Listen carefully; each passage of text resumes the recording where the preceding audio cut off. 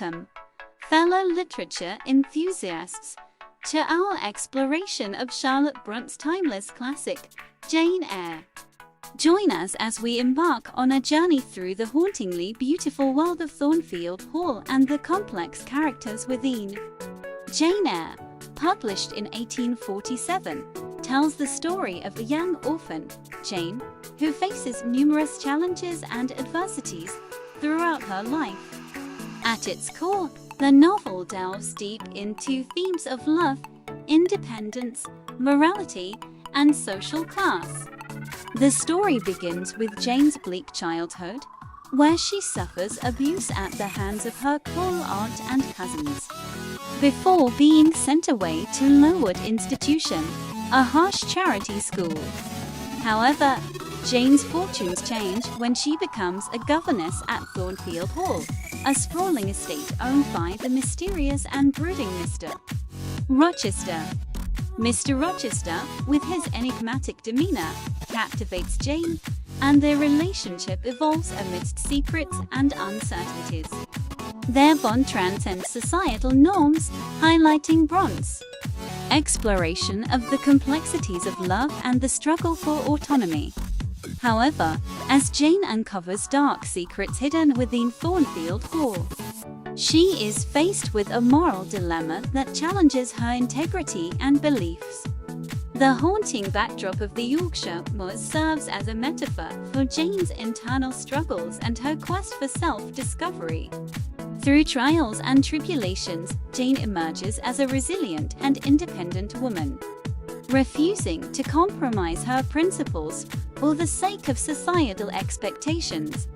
Jane Eyre is a timeless tale of love, loss, and redemption, reminding us of the enduring power of the human spirit. A messy governess who softens the heart of her employer soon discovers that he's hiding a terrible secret. After a bleak childhood, Jane Eyre Wasikowska goes out into the world to become a governess. As she lives happily in her new position at Thornfield Hall, she meets the dark, cold, and abrupt master of the house, Mr. Edward Rochester Fassbender. Jane and her employer grow close in friendship, and she soon finds herself falling in love with him.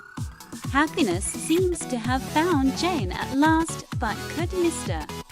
Rochester's terrible secret be about to destroy it forever? Jane Eyre Wasikowska flees Thornfield House, where she works as a governess for wealthy Mr. Edward Rochester Fassbender. The isolated and imposing residence and Mr. Rochester's coldness have sorely tested the young woman's resilience, forged years earlier when she was orphaned. As Jane reflects upon her past and recovers her natural curiosity, she will return to Mr. Rochester and the terrible secret that he is hiding. After being orphaned, Jane Eyre had a childhood being treated cruelly by those in charge of her welfare. First by her aunt, Mrs. Reed, then second those at Lowood School for Girls, where she at least received an education. Now 19, Jane, going by the assumed name Jane Elliot, arrives with nothing and within an inch of her life on the doorstep of Moor House, the home of the Plain Living Rivers siblings who, led by S.D. John Rivers, not only nurse her back to health, but secure employment for her as a teacher. Why Jane has taken this new name is to hide from where she just came, her first position following her schooling. As governess to adult veterans, the French ward of Edward Fairfax Rochester, the master of Thornfield Hall. Despite a slightly antagonistic beginning and the differences in their position, a romantic attraction formed between Jane and Rochester despite he courting Blanche Ingram. It was not Blanche but a secret he hid from the world that led to Jane running away from Thornfield, he having placed her in the difficult position of bringing her into his confidence too. Hide that secret without telling her what the secret was or that he was indeed hiding something. factors into what happens with Jane are her past, catching up with her time with St. John, her continued feelings for Rochester, and that secret. The film begins with Jane running away from Thornfield Hall in the middle of the night and finding herself alone on the moors in the pouring rain. She manages to reach the doorstep of Moor House, the home of Mr. St. John Rivers, a clergyman, and his two sisters. They take Jane in, saving her life. There follows a flashback to the 10-year-old Jane Eyre, an orphan, living with her maternal uncle's family, the Reeds at Gateshead. Jane's aunt, Sarah Reed, doesn't like Jane and is very cruel to her. Mrs. Reed's 3 children are also abusive towards her. One day, Jane is locked in the Red Room, where her uncle died, and which Jane believes is haunted. She knocks herself unconscious on the door after a huge puff of smoke comes down the chimney. Jane's aunt sends her to Lowood School for Girls, which is run by a cruel clergyman, Mr. Brocklehurst. Mrs. Reed tells him that Jane is a deceitful child and is not to be trusted. Jane tells her aunt how much she hates her and that she is a woman with a hard heart. Jane arrives at Lowood, while another pupil, Helen Burns, is being beaten. Jane accidentally drops her tray. Mr. Brocklehurst brands her a liar and makes her stand on a chair all day. Jane and Helen become close friends, but Helen later dies of typhus. 8 years later, Jane leaves Lowood and takes up a post with Alice Fairfax Judi Dench of Thornfield Hall. She will be a governess to Adele Varens, a young French orphan girl. When she first arrives at Thornfield, a gloomy, isolated mansion, Jane mistakes Mrs. Fairfax for her employer, but she finds out that she is only the housekeeper for her absent master. While Jane is walking into town to post a letter, a horse passes her and throws its rider. Jane helps the gentleman to his horse. Later, back at the mansion, she learns that the horse rider is Edward Rochester Michael Fassbender, master of the house. He jokingly tells her that she must have bewitched his horse to make him fall. They gradually fall in love with each other. One night, Jane is awoken by a strange noise at her door to find that Mr. Rochester's room is on fire, which the two of them manage to extinguish. He thanks her for saving his life and holds her hand affectionately. The next day, Rochester leaves Thornfield to visit Lady Blanche Ingram, his future wife. He brings her back to Thornfield with him a few weeks later. When a man named Richard Mason, of Spanish Town, Jamaica, shows up, Jane can see that Rochester is disturbed. That night, a scream awakens everyone. Rochester assures his guests it is just a servant's reaction to a nightmare. But after they go back to their rooms, he has Jane secretly tend a bleeding Mason while he fetches a doctor. Rochester has the doctor take Mason away. Jane receives a letter from her old nurse, Bessie. Jane's cousin, John Reed, has committed suicide, the news of which has so shocked his mother, Sarah Reed, that it has brought on a stroke. Apparently, Mrs. Reed has been asking to see Jane.